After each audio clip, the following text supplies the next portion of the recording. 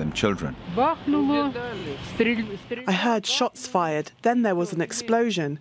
We decided to flee the flat because there was very thick smoke inside. Semula dunia mengira itu hanya latihan rutin.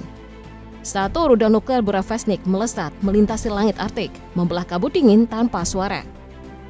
Tapi semua tahu ini bukan uji coba biasa. Ini adalah pesan tajam dan terang untuk NATO. Kami siap melawan. Beberapa hari setelahnya, kata-kata berubah jadi aksi. Rusia menghantam Ukraina dengan serangan besar-besaran yang menargetkan jaringan listrik dan infrastruktur energi. Dalam hitungan jam, kota-kota tenggelam dalam kegelapan. Suhu turun drastis dan ribuan rumah kehilangan daya. Tapi Ukraina tak tinggal diam. Rudal mereka meluncur ke arah Zaporizhia dan Luhansk, menandai babak baru dari perang yang bukan lagi soal wilayah, melainkan adu kecerdasan, teknologi, dan gengsi kekuatan besar. Langkah paling berani Rusia minggu ini adalah uji coba Burevestnik, rudal nuklir dengan kemampuan luar biasa, bisa terbang tanpa batas waktu, menembus radar, dan memutar balik dari arah tak terduga. Senjata yang bahkan dianggap tidak wajar oleh banyak ahli barat. Namun bagi Moskow itu bukan pamer teknologi, tapi demonstrasi tekad. Pesan Vladimir Putin jelas, Rusia tidak akan tunduk pada tekanan, tidak akan menyerah pada ancaman, dan siap melawan siapapun yang mencoba menekan dari luar. Dunia boleh bicara tentang diplomasi dan sanksi, tapi Rusia memilih bicara lewat langit. Tak lama setelah uji coba Burevestnik, Rusia membuktikan bahwa peringatannya bukan sekedar ancaman kosong. Langit Ukraina kembali terbakar. Serangan kali ini menyasar jantung infrastruktur, menekan negara itu di tengah musim dingin yang mematikan. Di Kramator, drone bersenjata Rusia menghantam ladang turbin angin, menghancurkan 3 unit berkapasitas 4,5 MW, cukup untuk memasok ribuan rumah. Serangan ini bukan acak, tapi langkah terencana untuk memutus sumber daya di wilayah timur. Belum sempat pulih, Kiev diserang besar-besaran. Rudal Iskandar M berpadu dengan 62 drone kamikaze yang datang bertubi-tubi sepanjang malam. Pertahanan udara Ukraina menembak jatuh sebagian besar, namun beberapa lolos dan menghantam 4 titik vital, memicu ledakan serta kebakaran hebat di ibu kota.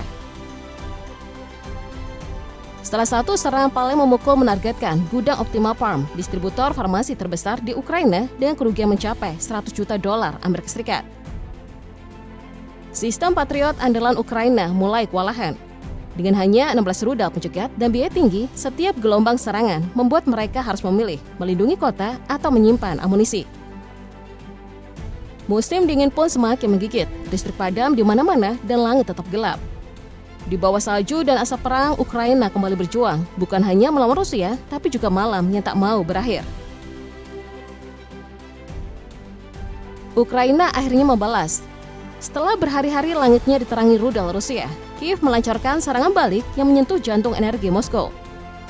Serangan pertama langsung mengirim pesan politik yang tajam. Pembangkit nuklir Zaporizhia, fasilitas terbesar di Eropa yang dikuasai Rusia sejak 2022, jadi target.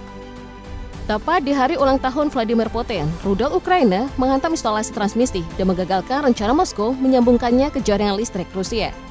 Langkah berikutnya menghantam Luhansk, tempat depot bahan bakar militer Rusia terbakar hebat setelah rudal Ukraina mengenai tangki penuh minyak. Suplai logistik ke garis depan lumpuh sesaat. Operasi pasukan Rusia pun tersendat. Tak berhenti di situ, bendungan Belgorod jadi target selanjutnya. Serangan itu merusak struktur utama dan memaksa otoritas Rusia menetapkan keadaan darurat. Air yang tumpah meluap ke wilayah perbatasan, mengganggu jalur pasokan penting. Namun serangan paling berani datang ke Bryansk, tempat berdirinya pabrik kimia vital yang memproduksi mesiu dan bahan bakar roket untuk militer Rusia. Ukraina menggunakan rudal jelajah Storm Shadow buatan Inggris dan yang mengejutkan, Komando Eropa Amerika Serikat dilaporkan memberi lampu hijau untuk menyerang langsung ke wilayah Rusia. Sebagai balasan, pada 29 Oktober, Rusia menghujani Kherson dan Zaporizhia dengan drone dan artileri berat. Ledakan kembali menggema, menewaskan warga sipil, dan menghapus batas antara serangan dan pembalasan. Kini perang tak lagi tentang pertahanan, melainkan tentang siapa yang sanggup membalas lebih keras. Serangan Rusia terhadap jaringan energi Ukraina kini mulai menampakkan hasil yang menakutkan. Citra satelit NASA memperlihatkan langit malam Ukraina meredup drastis, tanda jelas bahwa sistem listrik nasional lumpuh. Kota-kota terbenam dalam gelap, pabrik-pabrik berhenti beroperasi, dan pasokan ke garis depan tersendat parah. Rusia tak menyia-nyiakan momentum. Di Kupiansk dan Krasnoarmeysk, lebih dari 10.000 tentara Ukraina dilaporkan terkepung. Sementara di Pokrovsk, benteng pertahanan penting di timur, pasukan Rusia akhirnya menembus garis pertahanan Ukraina setelah lebih dari setahun pertempuran sengit. Sekitar 5.500 tentara Ukraina kini terperangkap di dalam kepungan tanpa jalan keluar.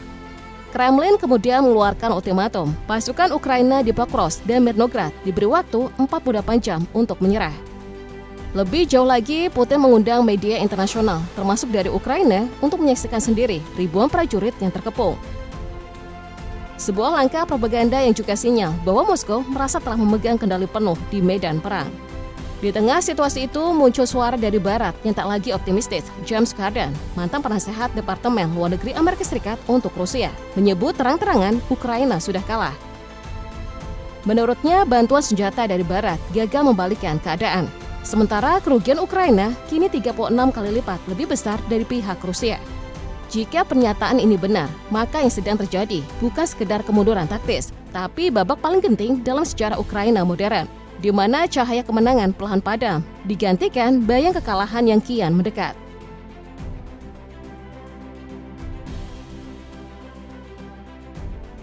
Di tengah deru rudal dan langit yang terus bergemuruh, perang Rusia-Ukraina kini berevolusi. Bukan lagi sekedar adu senjata, tapi ajang pembuktian siapa yang paling cepat berinovasi. Setiap serangan, setiap pertahanan menjadi eksperimen nyata dari teknologi tempur modern. Rusia beraksi cepat menghadapi ancaman drone jarak jauh Ukraina. Setelah beberapa serangan sukses, Kiev menghantam wilayahnya.